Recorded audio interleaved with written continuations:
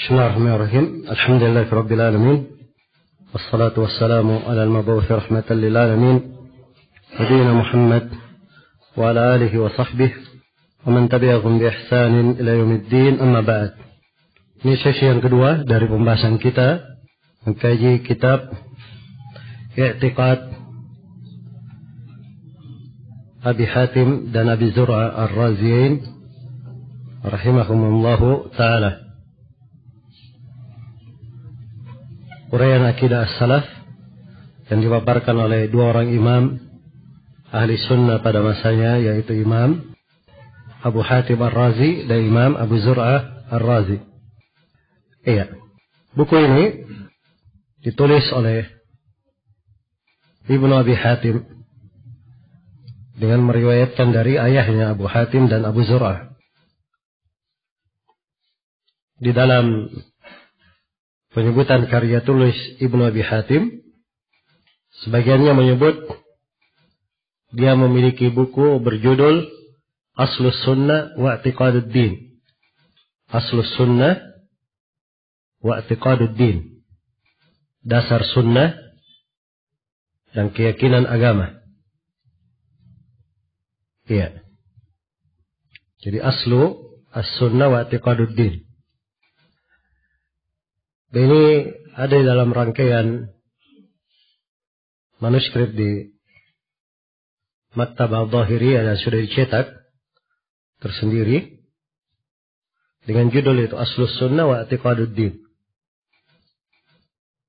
Tapi di dalam Syarah Ushul I'tiqad Ahli Sunnah wal Jamaah karya Al-Imam Al-Lalaka'i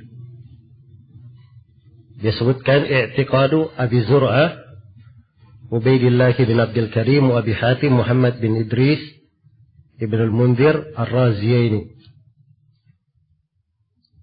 Sebut dengan nama itu, I'tiqad Abi Zur'ah, keyakinan Abu Zur'ah Ubaidillah bin Abdul Karim dan keyakinan Abu Hatim Muhammad bin Idris Ibn al-Mundhir, dua orang dari negeri Razi. Dan di sebagian penyebutan para ulama ada yang menyebut bahwa Ibnu Abi Hatim memiliki buku berjudul As-Sunnah. Nah, mungkin saja As-Sunnah yang dimaksud adalah buku ini. Kita akan bahas. Baik, yang jelas matan dari buku ini yang kita kaji bermula dari halaman 47 hingga halaman 88. Matanya atau teks dari buku ini itu kita ambil dari Syarah Ushul I'tiqad Ahli Sunnah wal Jamaah karya Al-Lalaka'i, dengan kita cocokkan dari dua buku yang lain, yaitu Futya wa Jawabuha fi Dzikr al-I'tiqad wa Dhambil Ikhtilaf karya Al-Hafidh Abu Al-Ala Al-Attar. Dan ini tercetak dalam satu buku kecil. Demikian pula disebut oleh Ibnu Nasr ad-Dimashqi di dalam kitabnya Mukhtasar Al-Hujjah ala Tarikil Mahajjah. Iya. Boleh juga menyebutkan I'tiqad ini buku yang memuat keyakinan akidah as-salaf.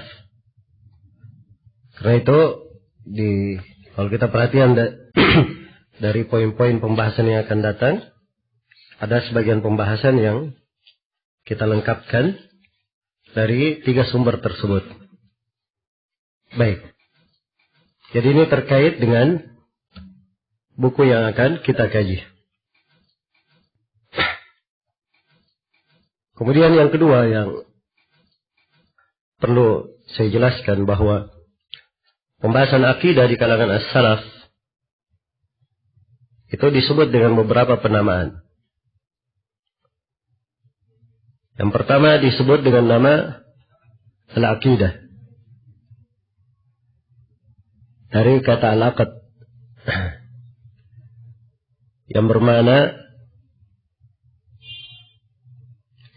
mengikat dengan kuat. Ya. Karena itu akad nikah disebut akad karena ikatan akad nikah adalah mengikat antara dua mempelai di atas jalinan pernikahan. Iya. Dan buku akidah disebut dengan akidah karena seorang mengikat hatinya, mengikat keyakinannya di atas hal tersebut. Iya. Ini penamaan al-aqidah dikenal di kalangan as-salaf. Dan ada judul-judul buku dari para ulama as-salaf disebut dengan nama al-aqidah. Iya.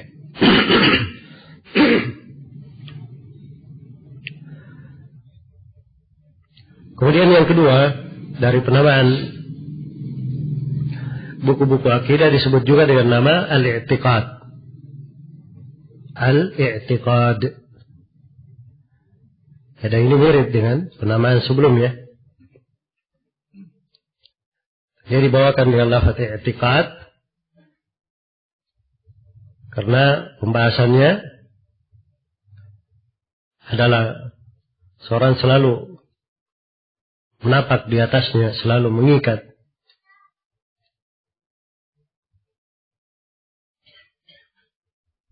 Kemudian penamaan yang ketiga disebut juga dengan nama at-tauhid. Dengan nama at-tauhid. Ini adalah penamaan syar'i terhadap buku-buku akidah berjalan di kalangan as-salaf dan dipetik dari hadits-hadits Rasulullah sallallahu alaihi wasallam. Sebab Nabi menyuruh syahadat, menyebut bahwa syahadat la ilaha illallah Muhammadar Rasulullah beliau sebut dengan nama tauhid. Dengan nama tauhid. Iya. Di atas penamaan ini ada buku At-Tauhid, Kitabut Tauhid karya Ibnu Khuzaimah, Kitabut Tauhid karya Ibnu Mandah. Ada Kitabut Tauhid karya Abdul Ghani Al-Maqdisi, Al-Maqdisi. Ya. Itu uraian tentang akidah as-salaf secara umum. Walaupun di kalangan para penulis akidah belakangan, mereka ketika membahas tentang tauhid, mereka fokuskan kepada tauhid uluhiyah. Kepada tauhid uluhiyah. Seperti kitab Tauhid karya Syekh Muhammad bin Abdul Wahhab rahimahullah. Ini beliau lebih banyak mengarah kepada tauhid uluhiyah.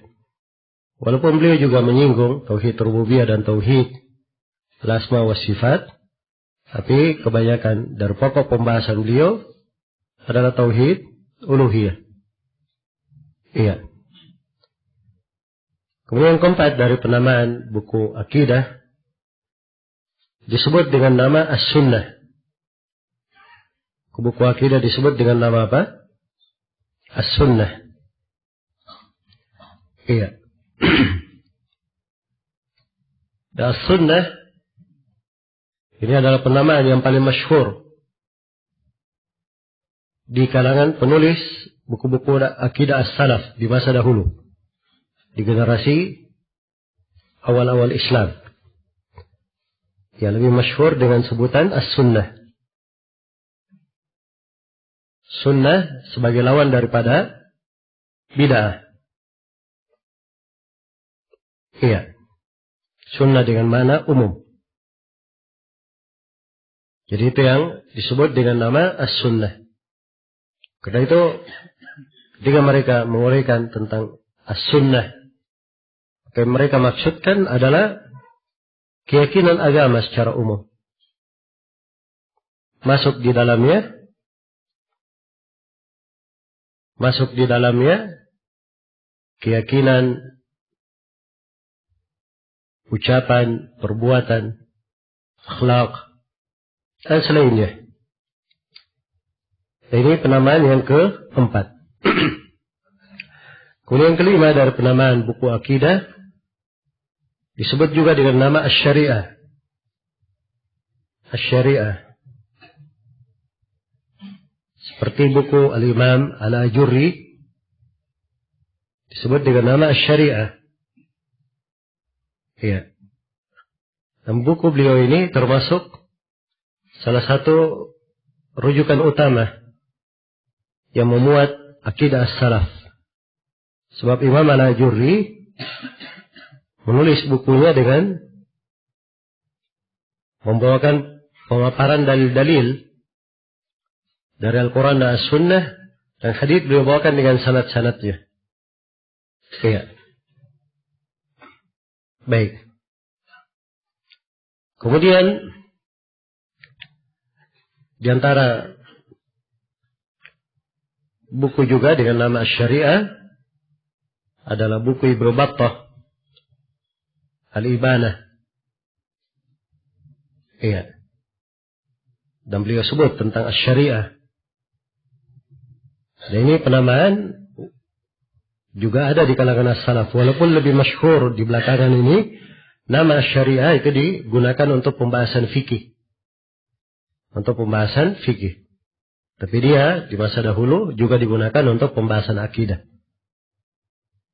Nah, juga dari penamaan buku-buku akidah disebut sebagai usuluddin. Usul ad-din. Ya, dan ini diucapkan oleh sebagian as-salaf. Walaupun ada yang mengkritik dari sisi agama itu cuma satu. Ya, dan mereka menghindari sebagian orang yang membagi agama menjadi inti dan menjadi kulit. Ada intinya, ada kulitnya. Tapi secara umum bahwa penyebutan pembahasan akidah dengan usuluddin ini adalah mustalah, istilah yang dimaklumi, ya, dan diketahui sisi benar yang dimaksud. Juga di antara penamaan buku akidah disebut dengan nama Fiqhul Akbar, fikih besar. Tidak diragukan bahwa pembahasan akidah masuk dalam fikih. Sebab fikih dalam makna umumnya adalah seluruh pembahasan agama. Termasuk akidah. Dan akidah adalah fikih yang paling besar. Iya. Tapi ini juga dikritik dari sisi itu tadi. Pembagian agama menjadi inti dan kulit. Ya. Kadang masuk di dalam sebagian pembahasan orang yang menyimpang dari jalan yang lurus. Hanya saja para salaf ketika atau para ulama ketika memakai kalimat ini, mereka pakai untuk hal yang dimaklumi. Baik, itu beberapa penamaan dari buku-buku akidah.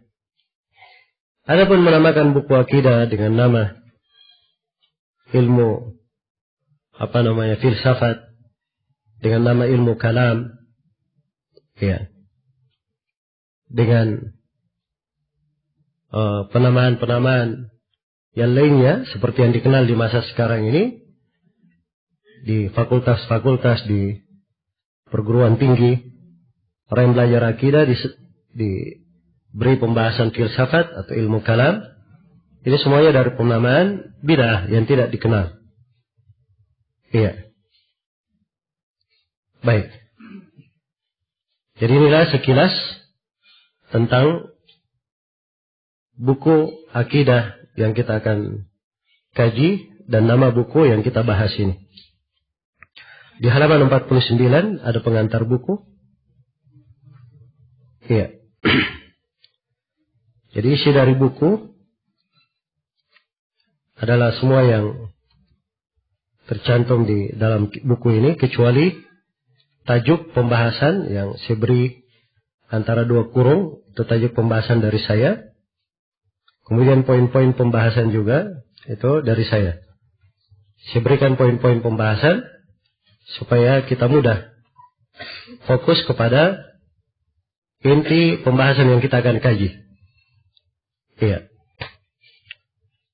Baik. Dan di dalam menguraikan buku-buku akidah,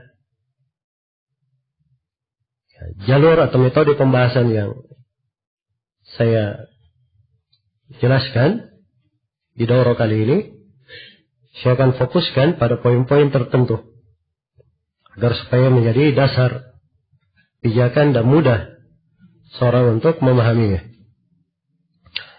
Iya. Walaupun sebenarnya buku ini mungkin untuk kita bahas lebih meluas dan lebih mendetail. Iya. Karena pembahasan akidah memang cakupannya luas. Nah, dan di sini insyaallah taala di daurah ini ada 9 sesi atau 10 sesi untuk menguraikan pembahasan. Dan mungkin di beberapa poin saya akan uraikan pembahasan agak meluas, bukan meluas dari sisi pemaparan khilaf dan sebagainya, tapi saya akan luaskan poin-poin pembahasannya supaya cakupan untuk materi di daurah kita ini bobotnya bisa lebih banyak daripada beberapa daurah yang telah lalu. Baik. Kita lihat di pembahasan. Dikatakan di sini, qala Abu Muhammad Abdurrahman ibn Abi Hatim. Abu Muhammad Abdurrahman bin Abi Hatim berkata,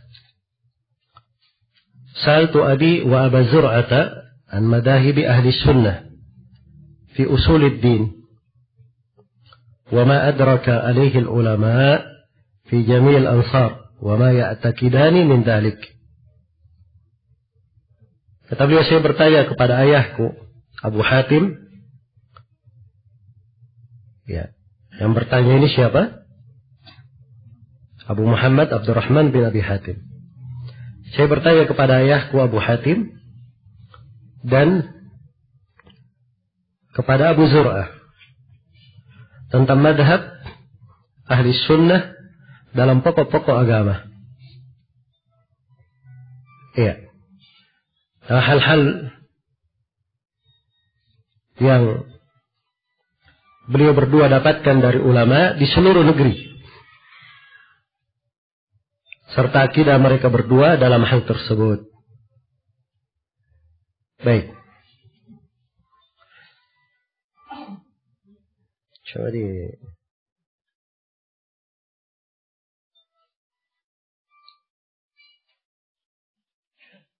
perhatikan ya, merekam di silent atau dimatikan HP-nya supaya tidak mengganggu orang yang lain. Baik. Sini di pengantar buku ini ada beberapa hal yang perlu saya terangkan sebelum kita masuk ke poin pembahasan. Yang pertama saya ingin jelaskan dulu 3 nama di sini. Ada 3 nama yang terangkai di dalam penulisan buku ini. Yang pertama adalah Al-Imam Abu Muhammad Abdurrahman bin Abi Hatim. Ini penulis buku. Iya. Hanya saja tulisan beliau itu beliau menukil dari apa yang dia tanyakan kepada 2 orang imam di masanya. Yaitu Imam Abu Hatim yang merupakan ayah beliau sendiri dan Imam Abu Zur'ah merupakan rekan atau kawan dekat dari ayahnya. Abu Zur'ah lebih tua umurnya daripada Abu Hatim dan lebih dahulu meninggal.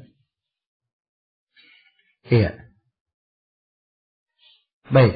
Jadi sini buku ini kalau dari sisi penulisan ini dinisbatkan kepada Ibnu Abi Hatim. Dia menulis. Tapi dari sisi kandungan dari isi buku pemaparan yang memaparkannya dua orang imam, yaitu Abu Hatim dan siapa? Abu Zur'ah. Iya. Karena itu judul bukunya kita sebut Akidah Abu Hatim dan Akidah siapa? Abu Zur'ah. Iya. Baik. Kita mulai dari Abdurrahman bin Abi Hatim rahimahullah. Nama lengkap beliau adalah Abdurrahman ibn Abi Hatim Muhammad bin Idris ibn Al-Mundir bin Daud bin Mihran. Kunya beliau Abu Muhammad. Kunya beliau Abu Muhammad. Beliau berasal dari negeri Rai. Tempat ayahnya, kampung halaman ayahnya juga. Ar-Rayyi itu kalau dibuat nisbat dikatakan Ar-Razi. Iya.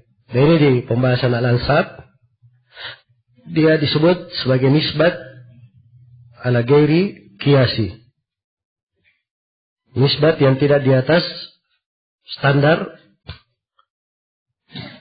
tetap dalam bahasa. Biasanya kalau standar bahasa, kalau ingin membuat nisbat, diberi ya nisbat di belakangnya. Jelas ya?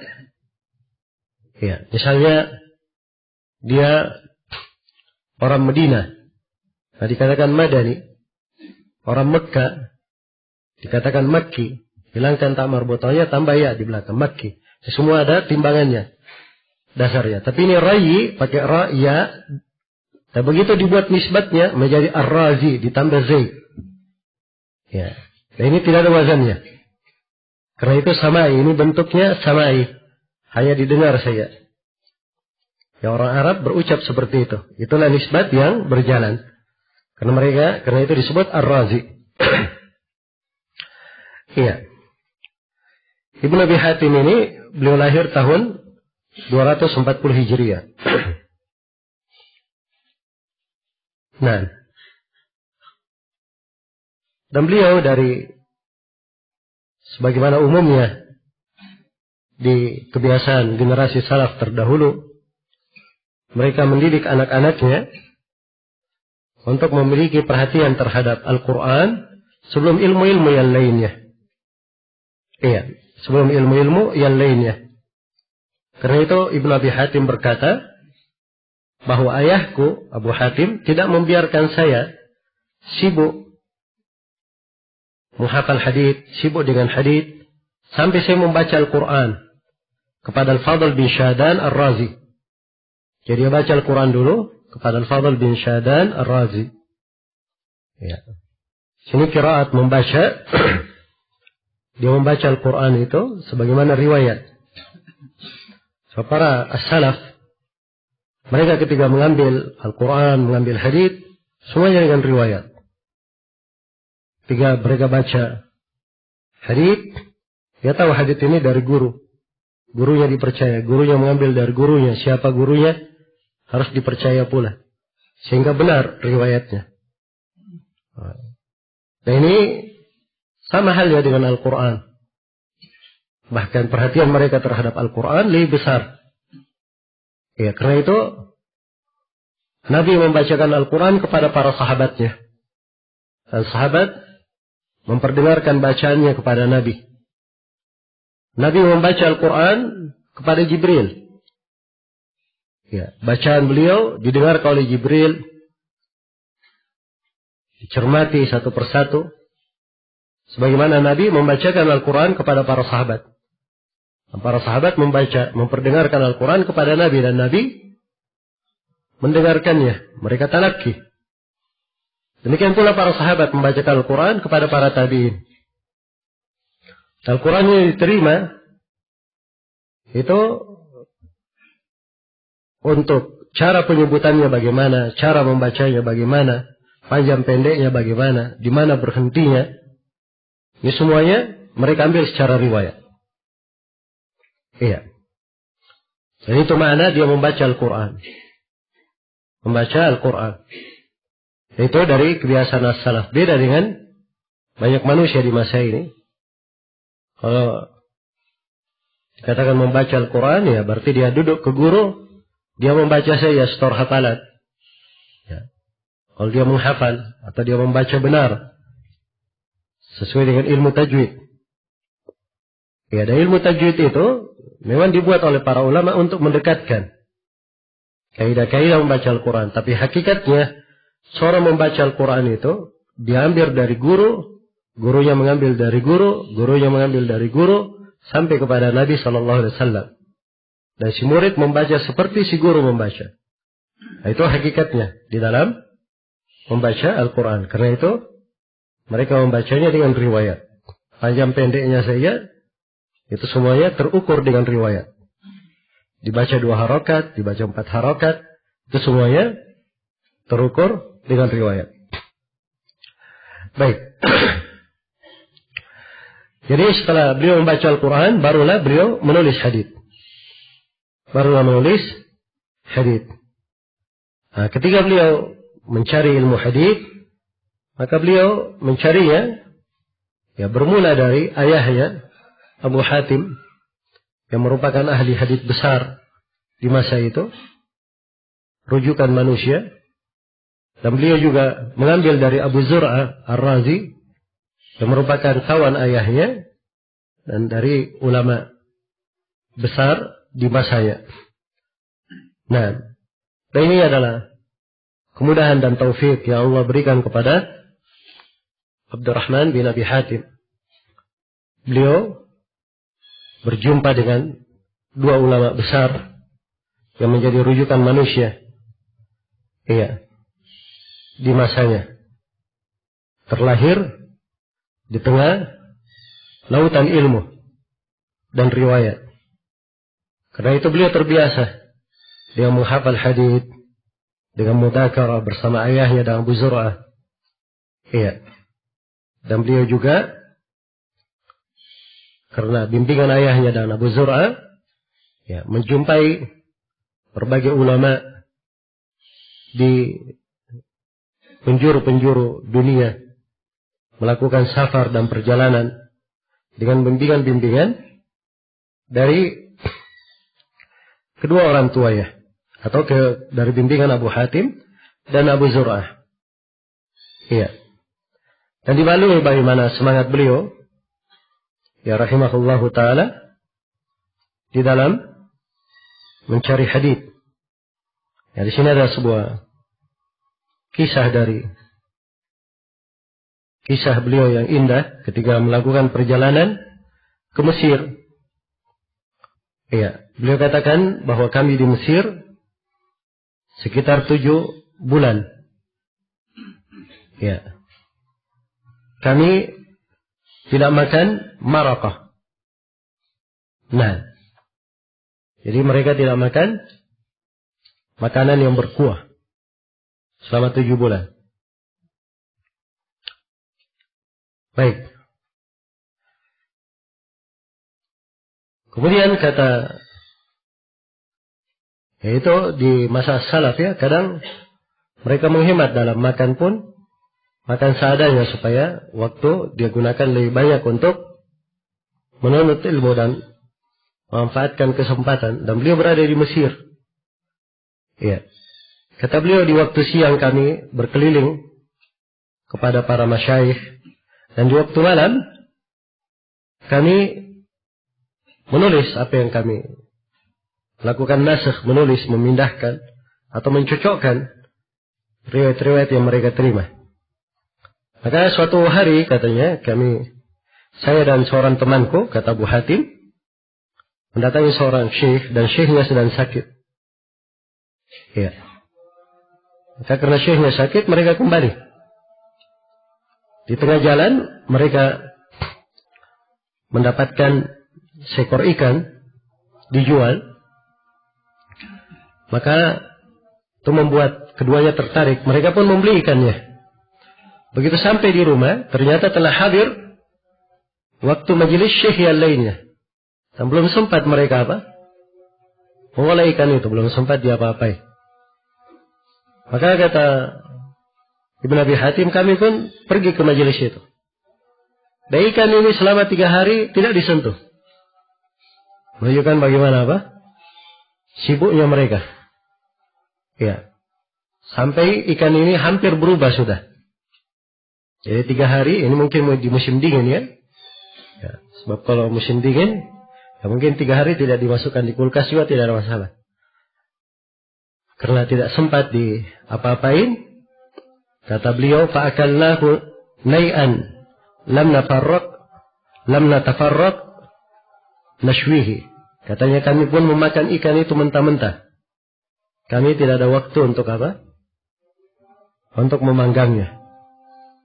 Ya, kemudian beliau berkata, la yustata'ul ilm birahatil jasad. Ilmu itu tidak didapatkan dengan jasad yang santai. Iya. Itulah para ulama terdahulu. Mereka mencari ilmu. Mereka paham bahwa ilmu itu harus didapatkan dengan kesungguhan. Iya. Seorang sungguh-sungguh pun, ilmu yang dia cari belum tentu dapat semua. Apalagi kalau dia dia santai. Iya. Karena itu mereka yakini bahwa ilmu tidak didapatkan dengan badan yang santai. Harus ada pengorbanan. Ya, sering menghadiri majelis ilmu. Dan harus memberikan waktu khusus. Menanggung keletihan di dalam hal itu. Iya. Dan kadang dia harus riba dengan keadaan pas-pasan seadanya. Itu lebih memudahkan bagi seorang penuntut ilmu. Karena itu kata Al-Amash, man talabal hadith aflas. Siapa yang menuntut ilmu hadith, dia akan bangkrut nanti. Iya. Sebab dia ketika menuntutnya, perlu banyak beli buku mungkin. Dan ketika dia menuntutnya, dia baca hadith. Kebanyakan waktunya adalah dia mengulangi hadith itu, memurojaahnya, mengulanginya. Iya. Dan ini penjagaan terhadap agama. Dia menjaga ilmu itu, dia jaga agama, dia pelajari, maka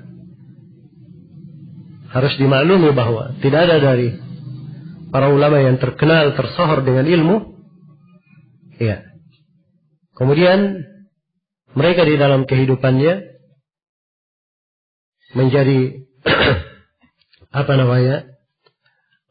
orang yang ditelantarkan. Ya. Allah Subhanahu wa taala selalu menjamin hambanya yang membela agamanya dan mempelajari ilmu syariatnya. Iya. Dan banyak sekali sebenarnya dari biografi beliau yang indah. Iya. Terkait dengan perjalanan beliau ke berbagai negeri. Beliau melakukan perjalanan ke banyak tempat. Negeri-negeri yang beliau kunjungi puluhan negeri dengan berbagai kotanya. Dan guru-guru beliau pula itu berjumlah ratusan. Ya, guru yang beliau ambil darinya ilmu. Iya. Dan beliau ini dikenal dengan hafalan di kalangan para ulama. Sampai Abu Ya'la Al-Khalili berkata dikatakan bahwa para imam, ada 3 imam di satu masa. Ada 3 imam berada di satu masa. Yang pertama Ibnu Abi Daud di Baghdad, Ibnu Khuzaimah di Naisabur, dan Ibnu Abi Hatim di Rai. Iya. Baik. Terkait dengan hafalan beliau disebut Siqah Hafid sebagai imam. Iya. Dan sebagian ulama menyebutnya dari ulama besar di dunia dari sisi keilmuan dan wara. Dan kata Imam Ad-Dahabi, wa kana bahran la tukaddirhu ad-dila. Ibnu Abi Hatim ini adalah lautan yang tidak bisa diukur dengan timba. Iya. Nah, dan pujian-pujian para ulama terhadap beliau sangat banyak sekali dari sisi kefiqahan beliau, kedalaman ilmunya, kesalihannya, kezuhudannya, wara'nya, ibadahnya, tawadhu'nya. Iya. Dan itu banyak di dalam biografi beliau rahimahullahu ta'ala. Ya, karya tulis beliau sangat banyak sekali. Apa yang beliau tulis? Iya. Dan di antara buku beliau yang masyhur adalah Al-Jarh wa Ta'dil.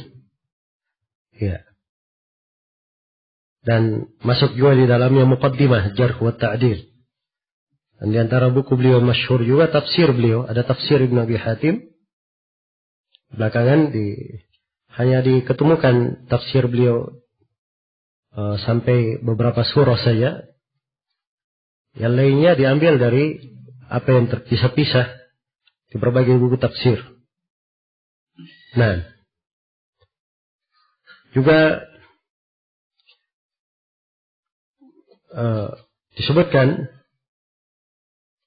dari bukunya adalah kitab Al-Ilal. Ini juga sudah dicetak dalam 2 jilid. Belakangan ada yang mencetaknya dalam 6 jilid. Juga ada kitab Al-Marasil. Ya. Ada buku-buku yang lainnya dari karya tulis beliau disebutkan oleh para ulama rahimahumullah. Nah, Ibn Abi Hatim ini beliau meriwayatkan dari 2 orang imam di masanya, yaitu Abu Hatim dan Abu Zur'ah Ar-Razi. Baik. Kita berpindah kepada biografi Abu Hatim dan Abu Zur'ah.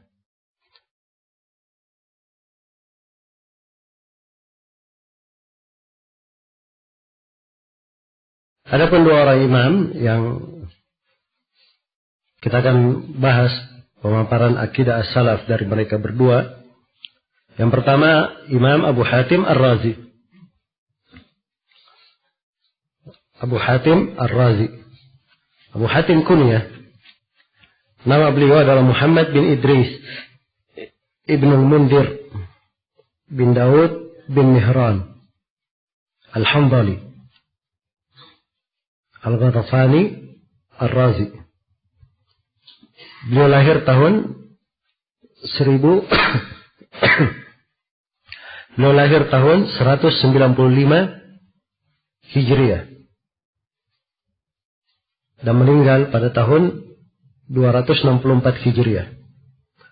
Meninggal pada tahun 277 Hijriah. Iya. Beliau imam besar di masanya, berkeliling di berbagai negeri. Iya. Dan disebutkan bahwa beliau ketika melakukan perjalanan berkeliling ke berbagai negeri, beliau lakukan dengan berjalan kaki. Iya. Dan beliau di awal kali rihlah, beliau menghitung jumlah langkah beliau. Awal kali beliau melakukan perjalanan.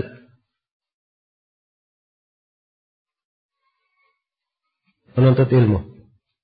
Dan beliau hitung sekitar, awal kali beliau berjalan, itu sekitar langkahnya untuk perjalanan 4 bulan. Bagi orang yang berjalan dengan cepat. Tapi setelah itu beliau tinggalkan menghitung berapa yang beliau melangkah. Ya. Guru-gurunya banyak sekali, nggak bisa dijumlah. Sampai Abu Hatim atau sebagian orang menyebut dia kumpul riwayat Abu Hatim ini, ternyata Abu Hatim meriwayatkan hingga dari sekitar 3.000 guru. Ya, sekian banyaknya guru-guru beliau. Nah, Beliau mengambil riwayat dari Qutaibah bin Sa'id, Muhammad bin Bashar, Yunus bin Abdul A'la, dari ulama di masanya Ahmad bin Hanbal, Yahya bin Ma'in. Iya. Dan beliau juga meriwayatkan dari Abu Zur'ah Ar-Razi. Abu Zur'ah adalah kawannya, tapi beliau meriwayatkan dari kawannya sebagaimana Abu Zur'ah juga meriwayatkan dari Abu Hatim. Dan ini disebut dalam ilmu mustalah dengan riwayat mudabbaj. Murid-murid beliau sangat banyak sekali, tidak bisa dijumlah. Iya, karena beliau ini adalah imam yang terkenal, dia rujukan manusia di masanya. Iya. Dan beliau termasuk imam min a'immatil jarh wa ta'dil. Dari imam jarh wa ta'dil dalam bidang hadits yang mengenal rawi-rawi yang mana hadits yang sahih, hadits yang dhaif, dan mengenal ilalul hadits, ilal hadits. Ahli hadits itu jumlahnya banyak ya. Ratusan ribu jumlah ahli hadits. Para ulama ahli hadits, muhaddits. Tapi yang mampu mengoreksi hadits, mengeluarkan illa itu dihitung pakai jari. Dihitung pakai jari. Dan di antara mereka adalah Abu Hatim dan Abu Zur'ah Ar-Razi. Ini dua imam terkenal di masanya. Iya. Baik. Dan pujian para ulama sangat banyak sekali terkait dengan beliau rahimahullah. Adapun Abu Zur'ah Ar-Razi, nama beliau adalah Ubaidullah bin Abdul Karim bin Yazid bin Farruh. Iya. Abu Zur'ah lahir pada tahun 200. Jadi Abu Zur'ah, Abu Hatim lebih tua ya. Kita sebelumnya katakan Abu Zur'ah lebih tua. Terbalik ya, Abu Hatim lebih tua. Hanya saja dari dahulunya wafat, Abu Zur'ah lebih dahulu wafat daripada Abu Hatim. Sebab Abu Hatim wafatnya tahun 277 Hijriah, sedangkan Abu Zur'ah sebelumnya tahun 264 Hijriah beliau wafat. Iya. Dan beliau menuntut ilmu hadis semenjak kecil. Melakukan rihlah ke berbagai negeri. Iya. Dan beliau dikenal di mana-mana. Dan dari sisi guru-guru, beliau mirip dengan Abu Hatim. Iya. Karena ini dua orang berkawan, banyak bersama. Dan murid-muridnya juga demikian. Karena keduanya berasal dari negeri yang sama. Dari negeri yang sama, yaitu dari Ar-Rai. Iya. Dan Abu Zur'ah rahimahullah, beliau dikenal dengan hafalan, dikenal dengan kedetailan dalam ilal, juga mengenal rawi-rawi, siapa yang bagus haditsnya dan siapa yang lemah riwayatnya. Iya. Dan dikenal dengan ketakwaan, kesalihan, tawadhu. Ya rahimahullahu ta'ala. Dan banyak sekali dari pujian para ulama terhadap beliau. Ini tentunya tidak memungkinkan untuk kesempatan daurah ringkas ini kita membacakan dari biografi dua orang imam besar ini yang hampir seluruh buku biografi ulama menyebutkan biografi mereka berdua. Iya. Tapi ada satu hal yang menarik terkait dengan biografi Imam Abu Zur'ah di sini. Kisah wafatnya beliau.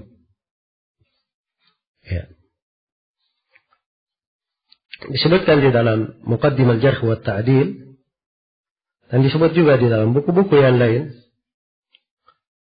Ya, bagaimana Abu Zur'ah Ar-Razi rahimahullah, dan beliau dalam keadaan sakaratul maut. Waktu beliau dalam keadaan sakaratul maut, di sisi beliau ada Abu Hatim, dan ada Ibn Warah, Muhammad bin Muslim bin Warah. Dan Ibn Warah ini al-zahir dia lebih tua daripada Abu Hatim dan Abu Zur'ah. Dan ada Al-Mundhir bin Syadhan dan selainnya dari ahli hadis. Ya. Maka mereka berkata, mari kita talqin Abu Zur'ah dengan hadits talqin, lakkinu mautakum la ilaha illallah. Ya. Mereka sebut hadits itu supaya untuk mentalqin siapa? Abu Zur'ah. Ya, tapi mereka malu mentalqin. Sebab ini orang yang berada di depannya adalah mereka kenal keimaman dan kesalihannya. Dan beliau imam dalam sunnah rahimahullah. Mereka malu. Maka kata mereka, kalau begitu mari kita mudzakarah saja. Iya. Maka mulailah Ibn Warah berkata, sampaikan sanadnya, haddatsana Abu Asim qala haddatsana Abdul Hamid bin Ja'far an Salih ibn Abi. Begitu dia tidak bisa lanjutkan lagi. Ya. Dan seorang kalau paham hadits, dia dengar saja haditsnya bermuara kemana, titik kemana, dia sudah paham yang dimaksud hadits yang mana. Jelas ya di pembahasan apa. Iya. Dan disebutkan dalam sebagian riwayat bahwa mereka ini tidak mampu melanjutkan karena haibah. Ya, segan terhadap siapa? Abu Zur'ah. Maka Abu Hatim berkata, dia bawakan sanadnya, haddatsana Bundar qala haddatsana Abu Asim an Abdul Hamid bin Ja'far an Salih. Kata Abu Hatim, ceritakan kepada kami Bundar, yaitu Muhammad bin Bashar. Qala haddatsana Abu Asim Ad-Dhahhak bin Makhlad an Abdul Hamid bin Ja'far an Salih. Sampai situ dia nggak bisa lanjutkan. Yang lainnya diam. Ya. Sebab memang yang semisal dengan Abu Zur'ah cuma dua orang imam ini saja. Yang lainnya, kalaupun dikenal di kalangan manusia, levelnya di bawah. Mereka bertiga. Baik. Maka Abu Zur'ah Ar-Razi dalam keadaan beliau sakaratul maut. Iya. Beliau membawakan sanadnya. Kata beliau, ya, haddatsana Abu Asim qala haddatsana Abdul Hamid an Salih bin Abi Arib an Katsir bin Murrah an Mu'adz bin Jabal qala Rasulullah sallallahu alaihi wasallam man kana akhir kalamihi la ilaha illallah dakhala al-jannah. Kata beliau dalam keadaan sakaratul maut, ceritakan kepada kami Abu Asim. Abu Asim berkata, menceritakan kepada kami Abdul Hamid dari Salih bin Abi Arib, dari Katsir bin Murrah, dari Mu'adz bin Jabal. Rasulullah sallallahu alaihi wasallam bersabda, siapa yang akhir ucapannya la ilaha illallah, dia masuk surga. Begitu selesai hadits ini beliau baca, keluar ruh beliau. Rahimahullah. Dan di sebagian riwayat, beliau membaca hadits ini sampai kepada man kana akhira kalamihi la ilaha illallah. Setelah itu beliau meninggal. Ya, jadi akhirnya beliau mengucapkan la ilaha illallah. Nah, ini kejujuran. Seorang apabila di masa hidupnya dia berpegang dengan sunnah, membela agama Allah, menyampaikan dari ilmu syariat, maka itu akan tampak dari kebaikan-kebaikan Allah terhadapnya. Nah, dimudahkan di dalam segala perkaranya, termasuk di dalam hal yang paling berat sekalipun. yang dilalui oleh manusia, itu sakaratul maut. Di sakarat al-maut, yang tidak ada seorang pun bisa lolos dari keletihan pada saat mati itu. Derita di atas derita. Sampai Nabi kita, Nabi Muhammad SAW juga mengalaminya. Ya, beliau berkata, la ilaha illallah, inna lil mauti la sakarat. Ya, sungguhnya kematian itu ada sakarat, hal yang berat di atas keberatan. Nah, semoga Allah Subhanahu wa taala mengampuni kita semua dan memudahkan kita semua menghadapi sakaratul maut. Baik, jadi ini beberapa pelajaran yang bisa kita petik dari biografi dua imam ini. Supaya kita kenal dari para ulama kita. Ya, banyak ya dari ulama as-salaf. Dikenal dengan keilmuan, imam, tokoh. Tapi yang menjadi masalah, ya, kita kurang di dalam mengenalnya. Sedikit mengenal biografi para ulama kita. Nah, ini adalah kemunduran tentunya. Sebab orang-orang yang salih itu banyak meniru pada orang-orang salih yang lainnya. Nah itu kalau seorang kenal para nabi, kenal para sahabat, kenal orang-orang salih, ya maka itu adalah hal yang baik, memberikan untuknya teladan-teladan yang bisa mengantarnya kepada kebaikan. Iya. Jadi Abu Muhammad Abdurrahman bin Abi Hatim berkata, "Sa'altu Abi wa Abu Zur'ah." Saya bertanya kepada ayahku dan Abu Zur'ah. Iya. An madhahibi ahli sunnah fi usuluddin. Dari madhab ahli sunnah dalam pokok-pokok agama. Iya. Perhatikan di sini ya, bertanya tentang madhahib ahli sunnah. Madhab ahli sunnah dibawakan dengan jamak. Bukan artinya jalan ahli sunnah itu banyak, tidak. Tapi pembahasan akidah, pembahasan i'tiqad, itu banyak pembahasan. Ya, pembahasan-pembahasan inilah yang ditanyakan. Fi usuluddin, dalam pokok agama. Ini penyebutan, penamaan ilmu akidah dengan usuluddin, sebagaimana yang telah saya terangkan tadi. Oh, di antara penamaan akidah dikenal dengan nama usuluddin. Iya.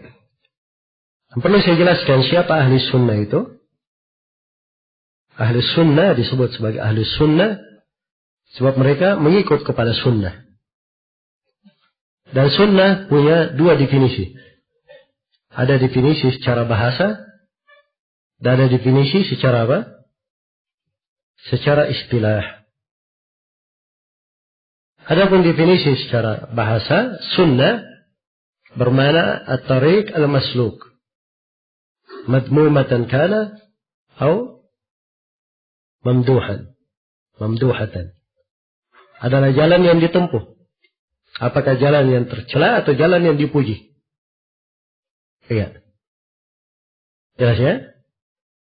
Kalau ada jalan, dia bagus dari sisi bahasa, disebut sunnah. Ada jalan jelek, tapi dia jalan juga ditempuh banyak orang, dari sisi bahasa, juga disebut apa?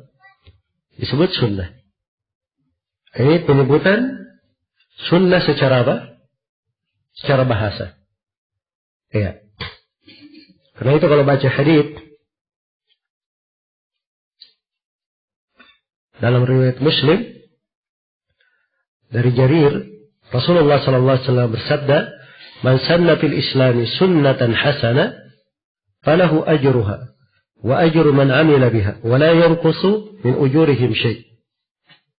Siapa yang memberi contoh sunnah yang hasanah, sunnah yang baik,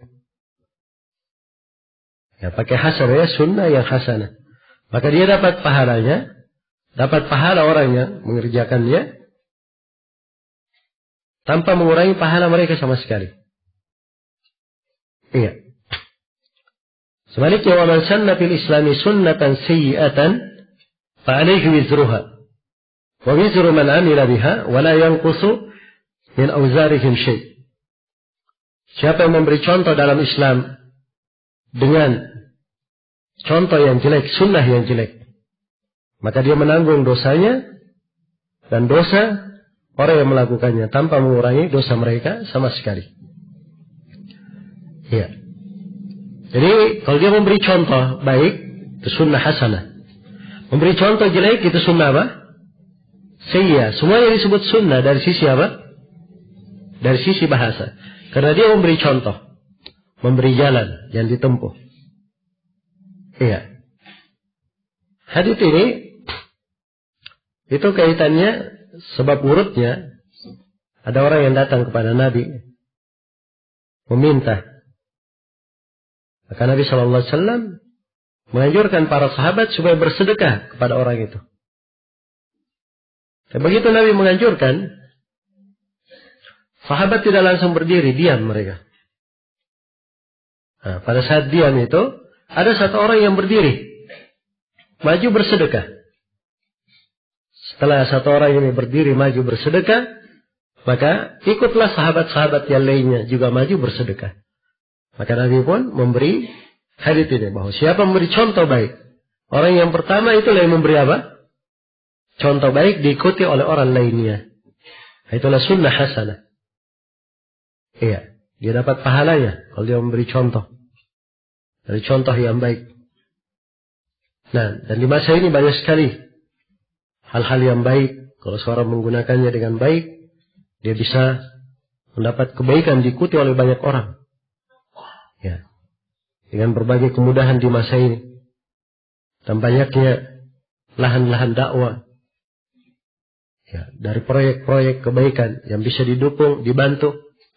Ya, siapa yang masuk di dalamnya, dia akan mendapatkan kebaikan yang sangat besar ini. Tapi sebaliknya, siapa yang beri contoh yang jelek?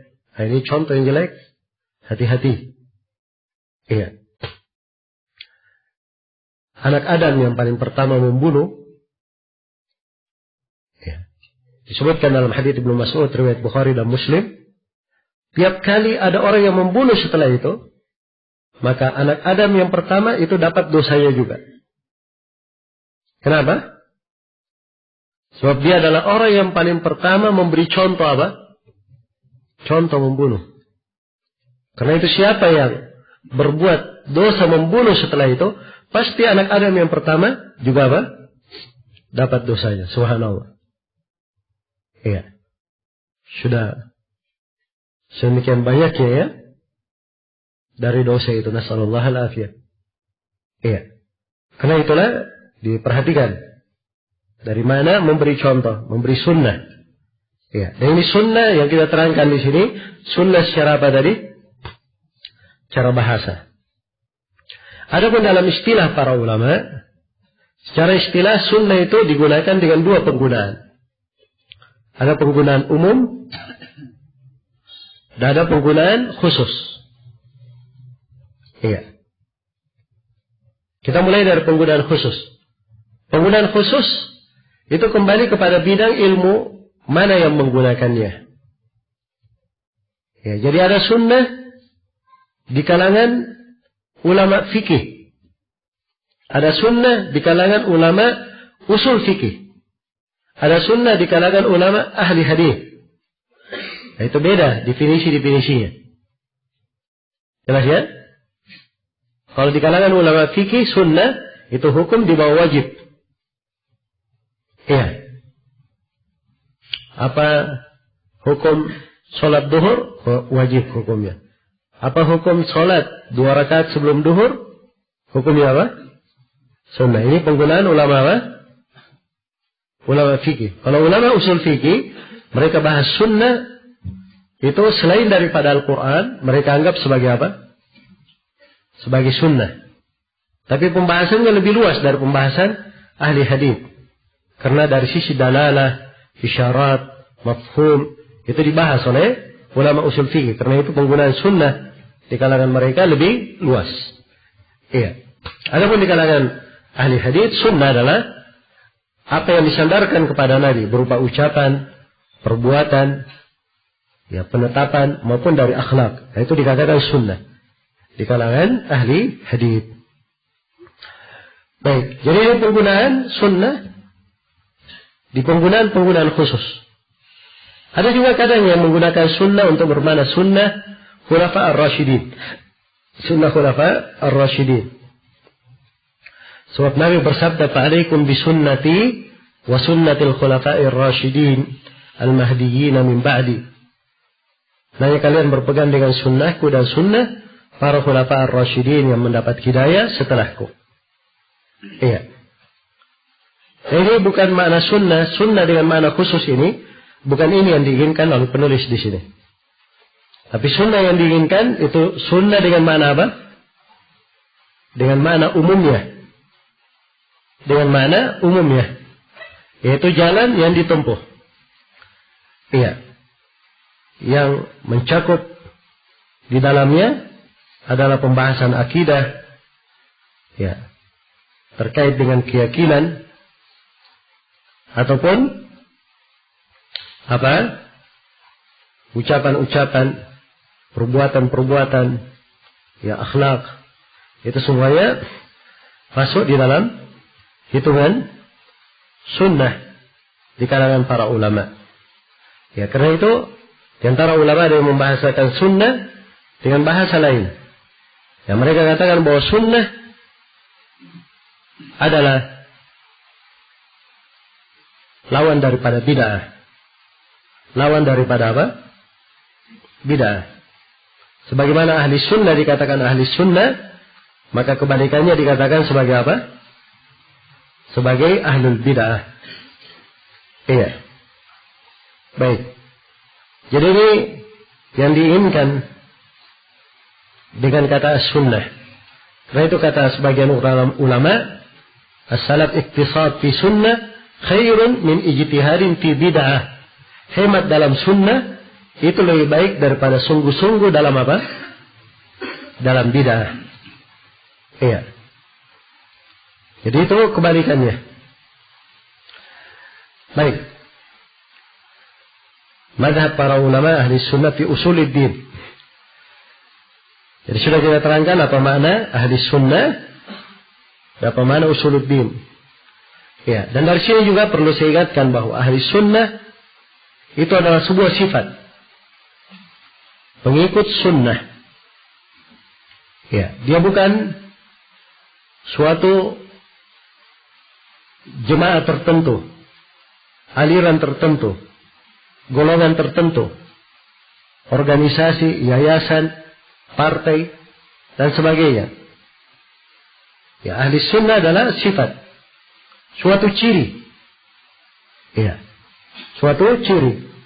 Orang yang berpegang dengan Al-Quran dan dengan hadits dan mengikuti kesepakatan ulama, maka itu disebut sebagai ahli sunnah. Disebut sebagai ahli sunnah. Sini saya poinkan dua pembahasan. Di halaman 49. Yang pertama, kebiasaan para salaf mengambil ilmu dari guru. Iya. Kita lihat ya Abu Hatim di sini, atau Abu Muhammad Abdurrahman bin Abi Hatim. Beliau ketika bertanya tentang akidah, dia tanya kepada ayahnya, kepada Abu Zur'ah. Dan Abu Zur'ah sendiri mengambilnya dari siapa? Dari para ulama di berbagai negeri. Iya. Karena itu, dari jalan menuntut ilmu adalah mengambil dari para ulama. Mengambil dari para guru. Allah Subhanahu wa taala berfirman dalam Al-Qur'an, "Fas'alu ahla dzikri in kuntum apa? La ta'lamun." Bertanyalah kepada ahlu dzikir. Tanya kepada ulama, ambil langsung darinya. Tanya.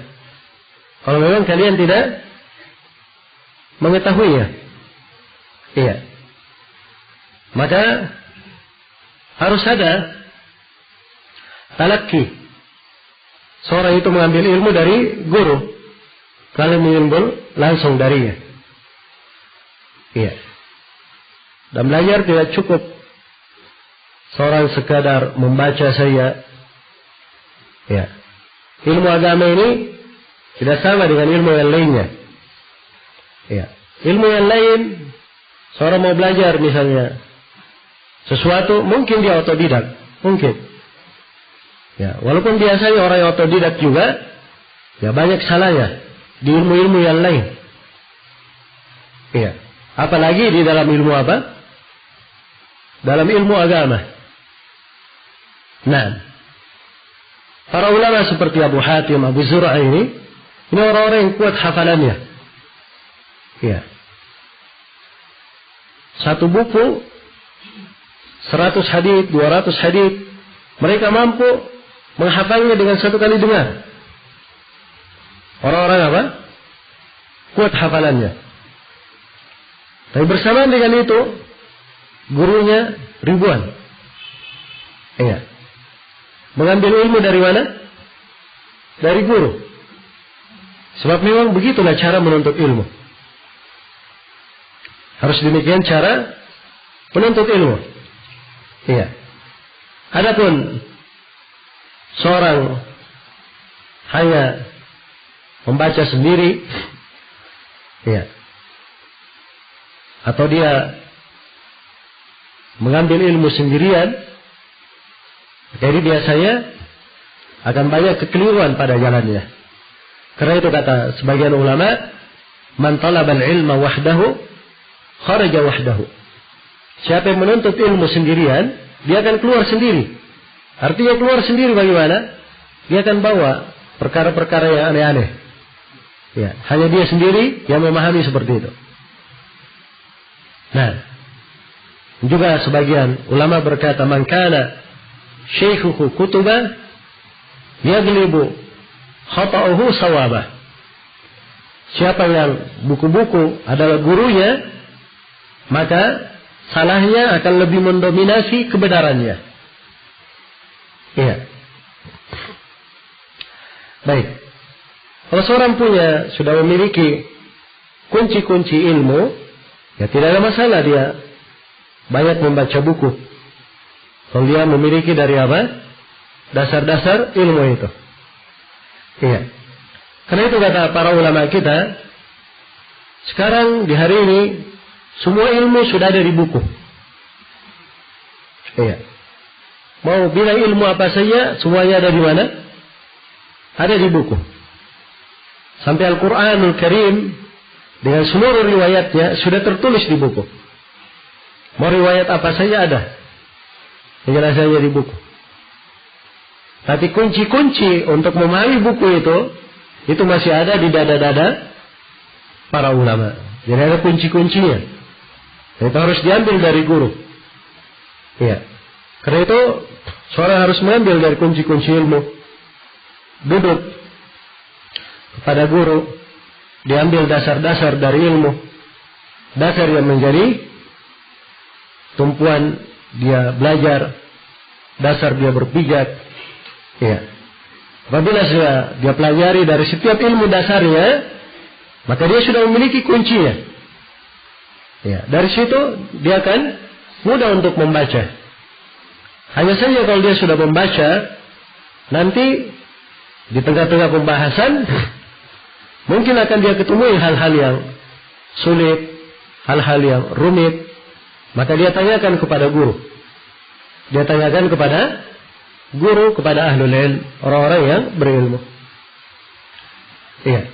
Dan harus diketahui dari sirah, dari sejarah hidup para ulama, mereka di umur sudah tua pun masih saja menghadiri majelis-majelis ilmu, menghadiri majelis-majelis orang-orang yang lebih berilmu dari mereka. Bahkan kadang orang yang di bawah mereka pun mereka hadiri majelisnya. Iya. Dan ini masih berjalan hingga hari ini. Nah, kalau kita melihat dulu di majelis Syekh bin Baz rahimahullah, masih ada dari ulama yang menghadiri majelisnya. Seperti diceritakan kepada kami bahwa Syekh Shalih Al-Fauzan juga kadang menghadiri majelis-majelis Syekh bin Baz rahimahullah. Padahal Syekh Shalih Al-Fauzan sudah merupakan rujukan manusia. Iya. Demikian pula Syekh Shalih Al-Fauzan begitu beliau datang ke Madinah mengajar di Masjid Nabawi, dihadiri oleh para ulama yang ada di negeri itu. Sampai disebutkan bahwa Syekh Abdul Muhsin Al-Abbad juga ikut hadir di majelis tersebut. Iya. Dan ini semuanya dari penghormatan terhadap ilmu dan ulama. Teman-teman kelihatan di kalangan orang-orang yang berilmu. Ya, dan ini berbeda ya dengan sebagian orang. Kadang sudah didatangi syekh jauh-jauh, syekhnya dari Yaman, datang ke Indonesia, sudah berkumpul di situ. Ya, jangankan hadir, batang hidungnya aja tidak muncul. Iya. Jelas ya? Ini termasuk musibah di masa ini. Musibah di masa ini. Kalau tahdir-tahdiran, Masya Allah. Ribut-ribut, paling jago, paling top. Ya. Tapi memberi contoh yang bagus, harusnya diberi pendidikan. Seorang punya masalah pun, dia hadir di majelis ulama. Itu agama yang diyakini. Pertanggungjawaban antara Allah Subhanahu wa Ta'ala. Iya. Dia hadir menghormati ilmu dan ulama. Menghormati ilmu dan siapa? Ulama. Itu harusnya yang berjalan. Tapi ini sudah berkumpul di suatu tempat. Syekh ada di tempat itu.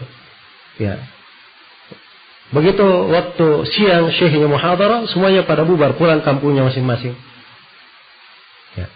Tidak ada penghargaan terhadap orang-orang yang berilmu. Nah, ini adalah termasuk hal yang harusnya diperbaiki, diluruskan. Banyak hal-hal yang keliru kadang. Seorang yang menuntut ilmu, belajar, tapi ada dari etika ilmu, dari adab ilmu, kurang pada seorang penuntut ilmu. Ya, hendaknya diluruskan, diperbaiki. Nah, diperbaiki. Nah, seorang beramal, dia berusaha untuk ikhlas kepada Allah Subhanahu wa Ta'ala. Tidak usah peduli apa yang diucapkan oleh manusia. Diucapkan oleh manusia. Nah, baik. Kemudian di sini yang perlu saya ingatkan juga terkait dengan kebiasaan para salaf mengambil ilmu dari guru. Ya. Bahwa ketika seorang mengambil ilmu dari guru itu, ya sangat banyak sekali manfaatnya. Seorang duduk mengambil ilmu dari guru. Di antara manfaat yang paling besar seorang duduk mengambil ilmu supaya dari guru, yang pertama dia memperbaiki sumber talakkinya, sumber pengambilan ilmunya. Iya. Sekarang kalau diambil ilmu dari buku, ditanya siapa gurumu, buku dia sebut. Iya. Tapi kalau dia duduk dari guru, dia tanya kamu belajar dari siapa? Oh, saya belajar dari Ustadz Fulan. Ustadz Fulan belajar dari siapa? Oh, dia tahu guru-gurunya siapa. Guru-gurunya si Ustadz juga dia tahu siapa. Jelas ya? Maka ini akan jelas sumber pengambilan ilmunya. Ya, sebab di masa ini hal-hal yang tidak jelas itu banyak perkara membuat masalah. Iya. Ada kadang orang, Masya Allah, hafal Al-Quran, hafal hadis, ya punya hafalan. Tapi dalam memahami ayat dan hadis banyak kekeliruan. Banyak kekeliruan. Dan ini yang menjadi fitnah di tengah manusia. Iya. Karena itu Rasulullah sallallahu alaihi wasallam bersabda, "Akhwafu ma akhafu ala ummati munafiqun alimul lisan." Yang paling saya takutkan terhadap umatku adalah seorang munafik, dia pandai berbicara. Iya. Karena tidak sampai ke derajat munafik, tapi kita ambil makna dari hadis bahwa seorang kadang punya, ya, dari sisi keahlian berbicara, ada ayat yang dia hafal hadis, tapi dia sendiri pemahamannya keliru. Ada hal-hal yang menyimpang darinya. Maka ini berbahaya terhadap umat. Karena itu duduk dari guru itu akan memperjelas ilmu itu diambil dari siapa. Kemudian yang kedua dari manfaat dia mengambil dari guru. Guru ini akan memahamkan kepadanya ilmu dengan cara yang ringkas. Beda kalau seorang baca sendiri. Iya. Sekarang buku-buku akidah ini, kalau seorang membacanya, dia baca semua buku akidah, belum tentu dia bisa meringkas akidah seperti yang diringkas oleh Abu Hatim dan Abu Zur'ah di sini. Iya. Jadi Abu Hatim dan Abu Zur'ah di sini memberikan ringkasan dari semua akidah yang pernah dia dengar dari para ulama di berbagai negeri. Iya. Maka ini indahnya seorang mengambil dari mana? Dari guru. Diringkas pembahasan akidah tersebut. Diberikan fondasi kuat ke murid. Dia berpijak. Ya. Karena itu dari dasar seorang belajar diberikan dulu fondasi-fondasi. Karena sebagian guru dia tidak beri dalil sama sekali malah. Dibacakan sebuah buku ringkasan saja. Ringkasan benar. Ringkasannya didukung dalil tentunya. Tapi si murid ketika awal kali belajar dia hanya dipahamkan apa makna ringkasan ini. Ya, sebab kalau dibebani kadang sebagian orang menghafal dalil, kadang berat baginya menghafalnya. Nah, setelah itu naik, dia paham ringkasan, diberi dalilnya satu persatu. Jelas ya? Ya. Kalau dia levelnya sudah naik lagi, diberikan tingkatan di atasnya. Ya. Diperkenalkan kepadanya ada silam pendapat, kalau memang ada silam pendapat. Ini memang tingkatan-tingkatan ilmu bertahap. Ya. Dan para ulama yang menguasai ilmu itu sangat memahami. Ketika murid datang belajar, dia tahu murid ini harusnya dikasih pelajaran apa, diajarkan apa untuknya.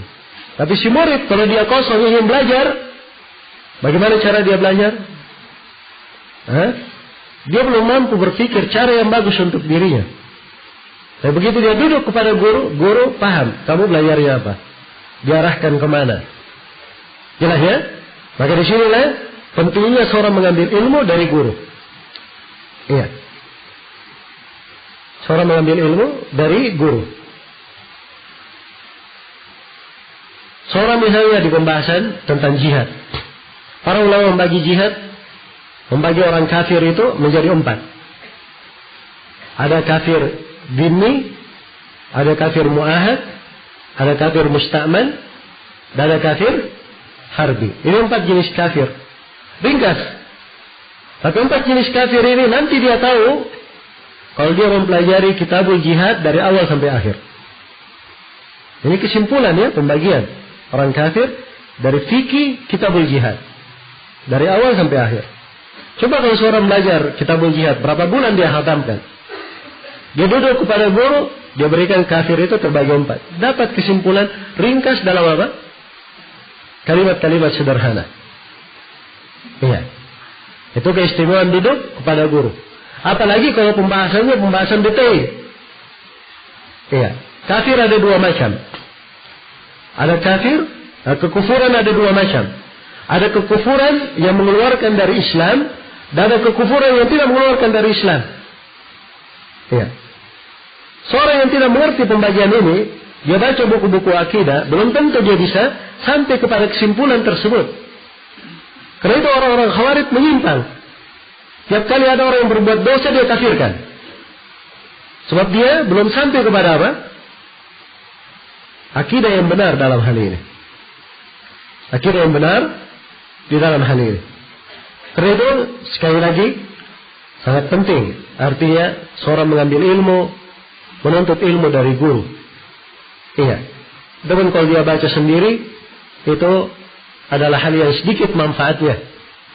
Khususnya dalam mempelajari ilmu agama. Dalam mempelajari ilmu agama. Kemudian di sini pembahasan yang kedua, membangun keyakinan di atas hal yang para ulama sepakati.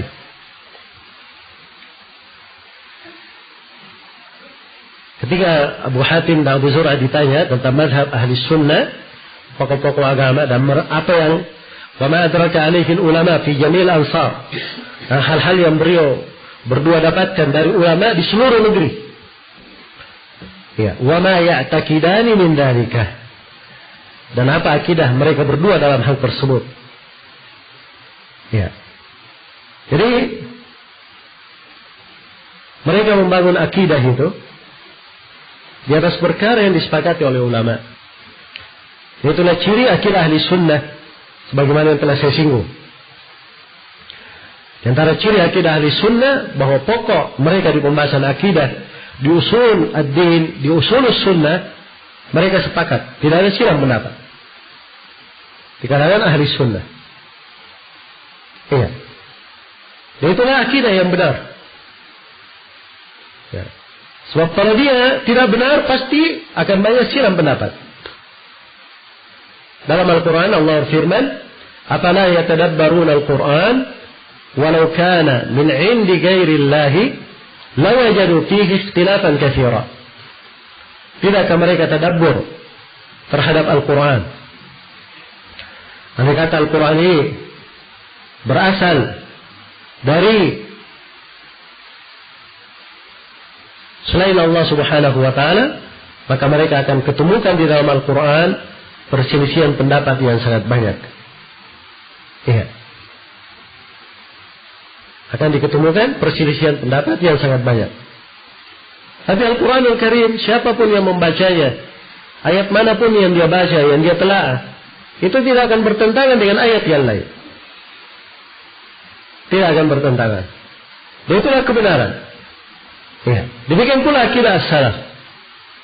Dalam akidah as-salaf tidak ada silang pendapat di kalangan ulama dalam pokok-pokok akidah itu. Iya. Karena itu kata Al-Imam Abdul Mudhaffar As-Sam'ani rahimahullahu ta'ala, iya, kata beliau, wa mimma yadullu ala anna ahlal hadith alal haq, dari hal yang menunjukkan bahwa para ulama al-hadith di atas kebenaran. Ahli sunnah disebut dengan banyak penamaan, ya. Disebut ahli sunnah, ahlul hadith, al-taif al-mansur, al-firqatul najiyah, ya, salafiyun. Banyak penamaan ahli sunnah. Sini disebut ahli hadith. Dari hal yang menunjukkan bahwa ahli hadith di atas kebenaran, kata Sam'ani, annaka law tala'ta jami'a kutubihim al-musannafah, awwalaha wa akhiraha, qadimaha wa hadithaha, wajadtaha makhtilati buldanihim wa zamanihim wa taba'udi ma bainakum fid diyar wa sukuni kulli wahidin minhum qatran min al-aqtar fi bayan al-i'tiqad ala watiratin wahida wa rantin wahid. Kata beliau, dari hal yang menunjukkan kebenaran ahli hadith, kalau engkau memperhatikan seluruh buku-buku mereka, buku-buku para ulama ahli hadith, seluruh buku mereka yang mereka tulis, yang awal hingga akhirnya, yang dahulu maupun yang belakangnya, kamu akan dapatkan buku-buku itu, padahal negeri-negeri mereka berbeda, zaman mereka juga berbeda, ya. Padahal tempat-tempat tinggal mereka berjauhan, dan setiap dari mereka tinggal di penjuru dunia yang lain. Tapi bersamaan dengan itu, dalam penjelasan akidah, mereka di atas satu kesamaan. Ya. Dalam pembahasan akidah, mereka di atas satu bentuk saja. Nah, itulah akidah ahli hadith. Ya. Yajruna fihi ala tariqin la yahiduna anha wa la yamiluna anha. Ahli sunnah itu berjalan di atas satu jalan yang sama. Mereka tidak pernah keluar darinya, tidak pernah menyimpang dari jalan itu. Qulubuhum fi dzalika ala qalbin wahid. Hati mereka dalam berpegang terhadap sunnah di atas satu hati. Iya. Di atas satu hati. Nah ini ucapan yang indah. Rahimahullah. Beliau sebutkan bagaimana ahli sunnah itu. Ucapannya panjang, ya, kalimat-kalimat indah. Ya, dan beliau juga sebutkan kebalikannya. Dan kamu kalau perhatikan kepada ahlul ahwa wal bidah, kepada pengikut hawa nafsu dan pengikut bidah, aliran-aliran menyimpang, ra'aitahum mutafarriqina mukhtalifina syi'an wa ahzaban. Engkau akan melihat mereka berpecah belah, berselisih, berkelompok-kelompok, bergolongan-golongan. Ya. La takadu tajlu itsnain minhum ala tariqatin wahidatin i'tiqad. Dua orang dari mereka hampir kamu tidak ketemukan mereka satu jalan dalam pembahasan akidah. Nah, yubaddih ba'dhum ba'dhan. Sebagian mereka membid'ahkan sebagian yang lainnya. Iya. Bal yarkanuna ila takfir. Bahkan mereka saling mengkafirkan.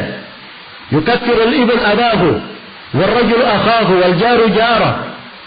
Kamu akan ketemukan anak mengafirkan ayahnya. Seorang mengafirkan saudaranya. Tetangga dia kafirkan tetangganya. Ya. Tarahum abadan fi tanazu wa tabaghut wa ikhtilaf. Ya. Fanqadi amaruhum wa lam tattafiq walamma tattafiq kalimatuhum. Kamu akan selalu melihat mereka dalam perselisihan, saling membenci, dalam perpecahan. Umur mereka habis dan kalimat mereka tidak pernah bersama. Itu ciri ahlul bidah. Ya, ciri ahlul bidah. Itu kita saksikan. Ya. Hampir saja kelompok yang dekat di pembahasan akidah kelompok Asy'ariyah di Indonesia ini. Orang-orang Asy'ariyah, ya, itu berbeda pendapat di dalam menghitung jumlah sifat. Apakah dia 7 atau 8? Ya. Nah, Abu Hasan Asy'ari 7 dan ini diikuti oleh sejumlah pengikutnya. Namun datang setelah itu Abu Mu'ali Al-Juwaini dia tambah sifat yang ke-8. Dia tambah sifat yang ke-8. Dalam penafsiran makna al-kasb di pembahasan takdir, apa makna kasb? Di kalangan orang-orang Asy'ari ada 13 pendapat. Ya, mereka sendiri pusing apa makna al-kasb itu. Jelas ya?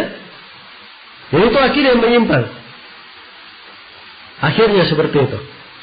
Belum lagi nanti saling menyesatkan, saling mengafirkan. Saling mengafirkan. Iya.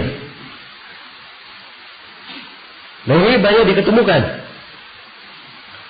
Sampai sebagian dari orang-orang yang gemar mengafirkan, dia satu kelompok.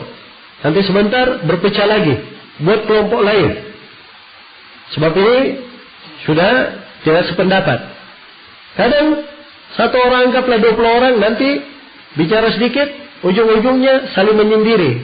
Si A mengafirkan si B mengafirkan si C. Ya. Nah, itu ciri dari ahlul bidah. Berbeda dengan ahli sunnah. Kalau seorang membaca buku-buku mereka, akan diketemukan kesamaan. Ditemukan kesamaan. Dari imam siapapun dia baca. Dari imam ahli sunnah. Maka sama uraian mereka di pembahasan akidah. Karena itulah keyakinan dan pembahasan akidah ini harus diambil dari para ulama as-salaf. Ya. Abu Hatim atau Ibnu Abi Hatim ketika bertanya kepada Abu Hatim Abu Zur'ah, dia tanya, apa yang dia jumpai dari para ulama di berbagai negeri itu? Dan apa keyakinan yang dia petik dari mereka itu? Apa yang disepakati? Iya. Nah, inilah jawaban beliau berdua di sini. Karena itu buku ini dari nilai dan tingginya kadar buku ini di kalangan ahli sunnah. Buku ini adalah nukilan dari 2 orang imam yang menghafal riwayat-riwayat. Ini Abu Hatim dan Abu Zur'ah.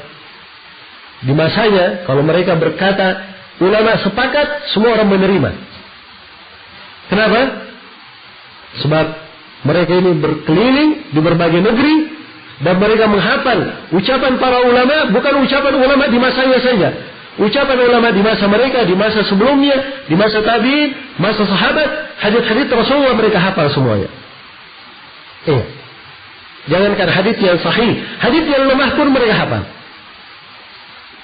Jadi kalau dia berkata sepakat, diterima oleh para ulama. Diterima oleh para ulama. Jelas ya? Kalau Abu Hatim dan Abu Zur'ah berkata tentang rawi ini lemah, tidak ada ucapan lain, maka semua orang akan mengambil ucapannya. Semua orang akan mengambil ucapannya. Baik. Maka di sini dari keindahan buku ini, beliau menukil pembahasan akidah dari ulama-ulama yang dia jumpai di berbagai negeri. Karena itu apa yang beliau sebut di sini, itu dari hal-hal yang disepakati oleh para ulama. Tidak ada silam pendapat. Tidak ada silam pendapat. Ya Allah Ta'ala alam. Baik. Selesai sudah ya pendahuluan ini. Ya, besok insyaAllah Ta'ala kita akan masuk di halaman 50. Ya. Dan saya di pembahasan buku ini mungkin saya akan Karena kita ada waktu agak panjang ya. Kita ada waktu 2 hari untuk besok Sabtu dan Ahad. Pada setiap harinya insyaallah akan ada 4 sesi. Kecuali di hari Ahad nanti ada kemungkinan 1 sesi untuk sebuah acara yang lain. Tapi kita masih melihat keadaan.